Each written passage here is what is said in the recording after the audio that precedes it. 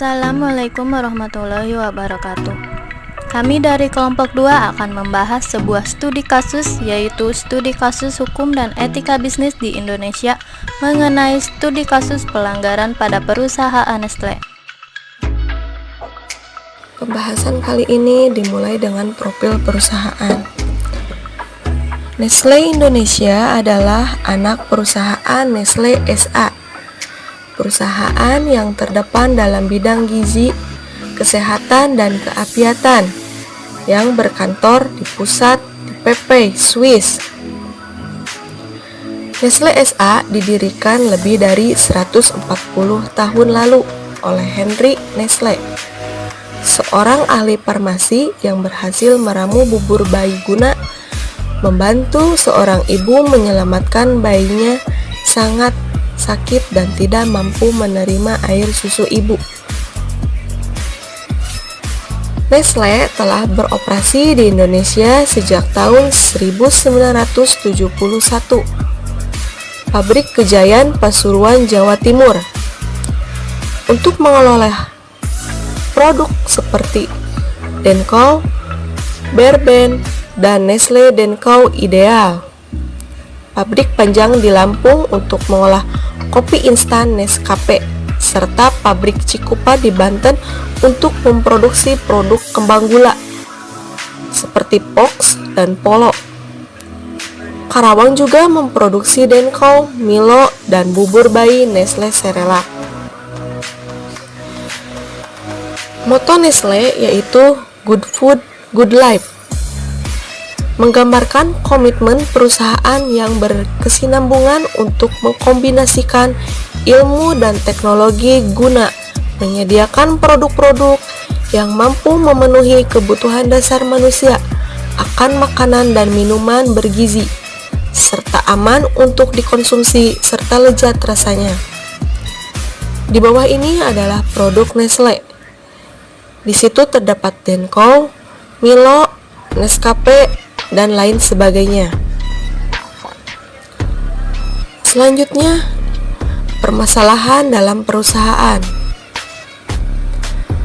Pada tahun 2004, produk Nestle telah ditarik dari peredaran di sejumlah negara Eropa karena mengandung bakteri Sakazaki yang menyebabkan mengitis, infeksi pembuluh darah, atau inflamasi sistem pencernaan yang mematikan bagi bayi maupun orang dewasa. Industri Susu Nasional Indonesia rupanya telah meremehkan masalah dari bakteri Enterobacter Sakazaki yang mencemarkan produk susu formula anak-anak. Menurut situs Sciences New Online, dari penelitian yang dilakukan di 35 negara, ditemukan bahwa tingkat pencemaran bakteri Enterobacter Sakazaki ini susu formula bayi sebesar 14% atau 20 kaleng dari 141 kaleng yang diteliti. Penelitian ini juga lanjut menemukan bahwa bakteri E. Sakazaki ini ditemukan pada debu yang ada di lantai pabrik pembuatan susu formula bayi tersebut. Padahal, pabrik pembuatan susu formula atau makanan apapun menurut standar sudah seharusnya bersih dari semua virus, kuman, ataupun bakteri yang berbahaya. Pada penelitian terakhir didapat kemampuan 12 jenis strain E. Sakazaki untuk bertahan hidup pada suhu 58 derajat Celcius dalam pemanasan rehidrasi susu formula. Perusahaan besar tertentu mempunyai standar atau SOP dalam memproduksi produknya sesuai standar internasional, mulai dari bahan baku, peralatan, hingga lingkungan produksi yang steril, serta terbebas dari kuman dan bakteri yang membahayakan. Kontrol kualitas tertentu harus dimulai dari penghasil susu segar, yang mulai proses budidaya sapi, pemerahan, pengolahan pabrik hingga produk susu siap dipasarkan. Hal ini berbeda dengan hasil uji lab terhadap susu Nestle yang beredar di Indonesia. Karena menurut BPOM, tidak ada satupun produk susu formula yang tercemar bakteri Enterobacter sakazaki. Badan Pengawas Obat dan Makanan BPOM melakukan pengambilan sampel sebanyak 96 pada susu formula berbagai merek pada tahun 2008 hingga 2011 dan tidak menemukan cemaran bakteri termasuk produk Nestle. Penyelesaian masalah dalam perusahaan Nestle. Penemuan terkait adanya bakteri mematikan pada produk susu formula Nestle langsung disikapi dengan penarikan peredaran produk di seluruh negara di Eropa. Pengawasan produk dan quality control semakin diperketat dengan SOP yang berstandar internasional. Perusahaan Nestle menjadi salah satu perusahaan terbesar di dunia dengan fokus produk untuk meningkatkan gizi, kesehatan, dan keapiatan dari konsumennya. Produk-produk Nestle diproduksi dengan dedikasi para karyawan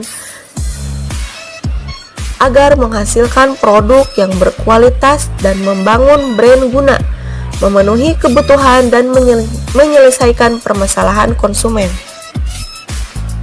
Upaya perusahaan Nestle sebagai perusahaan global yakni terus meningkatkan dan melakukan penelitian dan pengembangan dalam menyempurnakan produk yang bertujuan pada kehidupan yang sejahtera dan lebih berkualitas.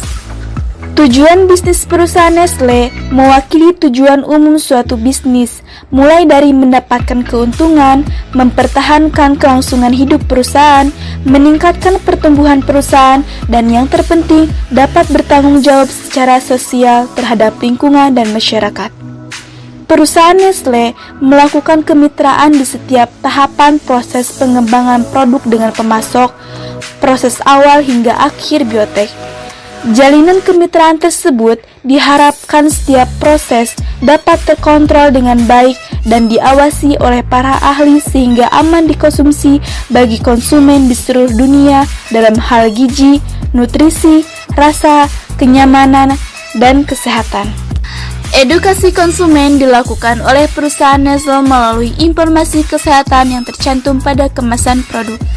Standar perilaku bisnis sangat dijaga ketat sesuai Nestle Corporate Business Principle.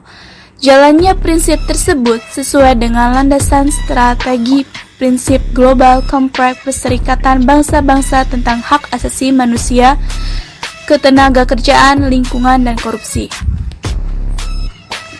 Salah satu program tanggung jawab sosial yang dilaksanakan PT Nestle Indonesia yaitu program CSP sebagai program Corporate Social Responsibility untuk melakukan bina lingkungan, kemitraan dengan UMKM, koperasi, dan program langsung kepada masyarakat yang bisa mempererat customer relationship.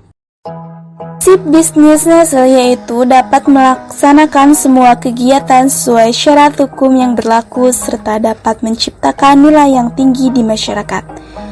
Usaha yang dilakukan untuk mengelola sumber daya yang ada guna memenuhi bisnis prinsipal Nestle diantaranya yaitu melaksanakan program pelatihan modular sesuai dengan fungsi komponen yang terorganisir, menggunakan landasan dasar yang tetap namun selalu mengikuti perkembangan zaman dan kebutuhan masyarakat sesuai dengan undang-undang lokal, budaya dan agama di setiap lokasi perusahaan dan sasaran konsumen. Menjamin mutu dan keamanan produk di seluruh dunia tempat produk dipasarkan. Menjalin komunikasi dengan konsumen. Menjamin pengelolaan HAM dan ketenagakerjaan sesuai standar peraturan hukum yang ada, mulai dari gaji, cuti, dan K3. Kontribusi terhadap pembangunan pedesaan dan pertanian. Komitmen dalam penggunaan air dan sumber daya secara berkelanjutan. Selanjutnya ke pembahasan terakhir. Permasalahan etika hukum dan bisnis yang dialami perusahaan Nestle yang tersebar luas di seluruh dunia termasuk Indonesia yakni terkait produk susu Nestle yang ditarik peredarannya di sejumlah negara Eropa dikarenakan terkontaminasi bakteri Sakazaki yang berbahaya bagi konsumen. Pengawasan produk Nestle di Indonesia oleh BPOM pada tahun 2008 sampai tahun 2011 menguji produk susu Nestle namun tidak menemukan adanya kontaminasi bakteri. Hal ini menjadi hal yang merugikan konsumen karena hak dan jaminan mutu produk yang didapat tidak diperoleh, bahkan konsumen mendapat kekhawatiran karena indikasi cemaran bakteri pada produk susu yang dikonsumsinya. Perusahaan besar tentunya memiliki sistem produksi yang sesuai standar internasional dengan penjagaan sanitasi di setiap prosesnya, sehingga kejadian ini menjadi perhatian yang besar dalam pemenuhan prinsip bisnis perusahaan Nestle yang sesuai hukum dan etika bisnis general. Disertakan dengan saran, diharapkan PT Nestle Indonesia konsisten dalam menjalankan etika bisnisnya untuk menghindari segala pelanggaran yang kemungkinan bisa terjadi serta dapat mempertahankan dan meningkatkan segala prestasi yang telah dicapai dan terus memberikan dampak yang positif terhadap bisnisnya dan juga untuk masyarakat luas.